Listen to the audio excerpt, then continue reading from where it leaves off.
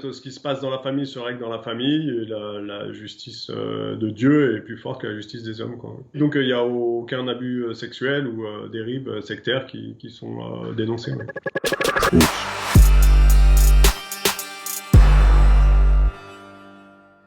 Je m'appelle Damien, j'ai 41 ans et je suis né dans la secte La Famille. Donc j'y suis resté physiquement une vingtaine d'années, mais j'ai jamais été en accord avec les idées. J'ai 7 frères et sœurs qui sont toujours à l'intérieur. Je pense qu'il y a actuellement 3000 membres à l'intérieur. Les membres de la famille habitent principalement sur Paris, dans le 11e, 12e, 20e. Le seul moyen d'y rentrer, c'est d'y naître. Le mouvement a été créé en 1819 par des jansénistes. Et le mouvement a été modifié en 1892, ce qui a donné le mouvement tel qu'il est aujourd'hui, c'est-à-dire complètement fermé. Il a décidé de rester à 8 familles et de se reproduire qu'entre eux. Ce qui donne des mariages entre cousins. Il y a beaucoup de maladies et d'enfants handicapés assez lourdement qui sont pris comme des défis de Dieu. Ils font aucun lien avec une consanguinité. Maintenant, ça me fait bizarre de savoir qu'ils se marient entre cousins-cousines, mais quand j'étais à l'intérieur, c'était juste la règle. Ils attendent la fin du monde. Ils estiment être le peuple élu. Alors, le monde extérieur, c'est la gentilité réprouvée, comme ils la nomment. C'est totalement diabolisé, c'est les gens qu'il ne faut pas fréquenter. Les fondamentaux, c'est de vivre le plus humble possible, de ne pas influencer la vie des gens à l'extérieur, donc pas avoir des postes à responsabilité, ne pas participer à la société du coup, ne pas voter. Alors quand on est enfant, on nous demande de ne pas parler de la famille, de notre religion, de ne pas fréquenter du coup les gens qui ne sont pas de la même religion. Donc c'est un repli total sur soi-même. J'avais toujours 5-6 cousins dans l'école ou dans les classes. Alors on n'avait pas le droit d'inviter les enfants de l'extérieur, on n'avait pas le droit d'aller chez eux, on n'avait pas le droit de participer aux classes vertes par rapport à l'organisation du mouvement. Je pense que c'est propice aux abus sexuels. Ce qui se passe dans la famille se règle dans la famille, et la justice de Dieu est plus forte que la justice des hommes, quoi. Donc il n'y a aucun abus sexuel ou dérives sectaires qui sont dénoncés. Oui. Selon moi, c'est assez particulier que les services sociaux s'inquiètent pas trop, parce que d'un autre côté, vous avez des enfants qui sont éduqués, nourris, qui sont du coup conditionnés à pas faire de bruit, à être silencieux, à être sages. Il faut démontrer qu'ils sont dangereux. J'ai pas forcément choisi les études que je voulais faire. J'ai été orienté plus vers les métiers manuels, comme c'est la règle. Et pour les femmes, c'est surtout la couture et puis après les enfants, quoi. Les femmes sont là juste pour enfanter, s'occuper de la maison et du coup ne peuvent pas travailler.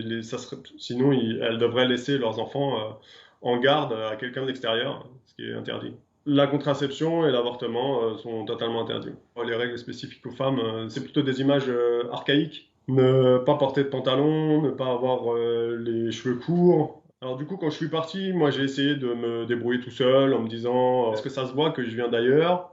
Est-ce que je fais bien les choses? J'avais pas les codes en fait.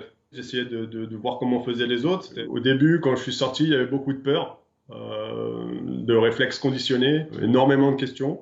Il a fallu que j'avance, que je sois accompagné aussi par une psychothérapeute qui avait choisi de me croire. C'était ce qui n'était pas évident, j'avais aucune preuve.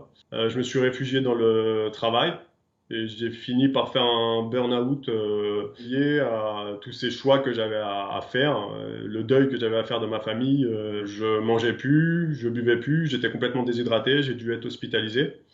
Et j'ai profité de cette hospitalisation pour me dire, je vais vomir tous ces secrets-là en fait. Je ne vais plus les garder, je vais tout balancer et on va m'expliquer ce que c'est.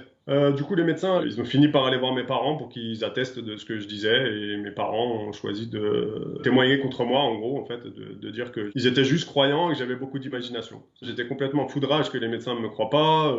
Et après, finalement, avec du recul, je me suis dit, mais je suis en train de parler d'un mouvement secret. Donc comment prouver l'existence d'une communauté secrète, vu qu'elle cache tout? Pour moi, le danger, c'est l'enfermement psychologique, le repli sur soi, le côté double vie, apprendre à mentir très jeune, le conditionnement, tous ces interdits installés très jeunes qui biaisent complètement le développement de l'individu.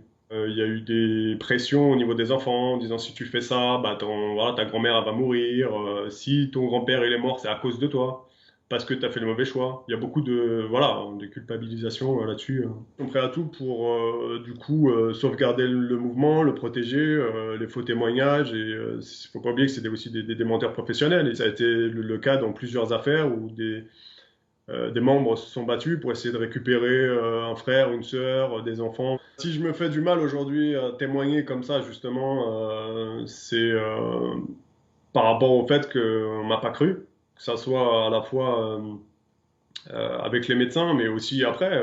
Plus il y a de témoignages et plus ça me rend un petit peu ma vie, en fait. J'ai jamais regretté une seconde d'être parti. J'ai regretté d'être parti trop tard. C'est un message d'espoir que j'ai envie de donner. Oui, il y a une vie à l'extérieur et arrêtez d'écouter tout ce qu'on vous raconte, même si malheureusement, bah, ça vient des êtres les plus chers que vous avez à côté de vous, quoi. Tout faire pour arrêter maintenant les violences sur nos enfants. Très bien, Sandrine. Elle a quel âge, ta petite, déjà? 6 ans. 6 ans, voilà. Elle est déjà déflorée analement et vaginalement à 6 ans. On est là. On vous écoute. On vous croit. Et vous ne serez plus jamais seul.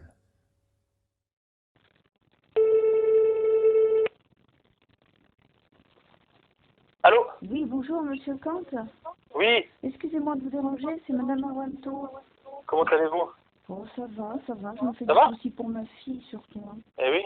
Oui, Bah je voulais oui. vous demander, parce que voilà, vous m'avez dit la dernière fois qu'elle serait, elle serait libérée. J'attends toujours et je suis très inquiète. Eh ben j'ai pas eu de retour du procureur, Ah moi. oui, parce que moi... De toute façon, elle est toujours à Thiers. Oui, elle est toujours à Thiers, mais par Ah oui, contre... bah de toute façon, si elle est toujours à Thiers, ça sera, c'est un centre, hein, là-bas, elle est en CMP, c'est ça? IME? Je sais pas ce que ça veut dire, CMP. Ouais. Non, Non, parce ben que vous m'avez dit que le on- procureur, il voulait que j'efface les photos, c'est ce que j'ai fait Oui. avec votre collègue. Oui, vous l'avez fait, bien sûr. Ces témoignages, ces paroles, parfois ces cris, plus personne ne peut les ignorer. La honte aujourd'hui change de camp.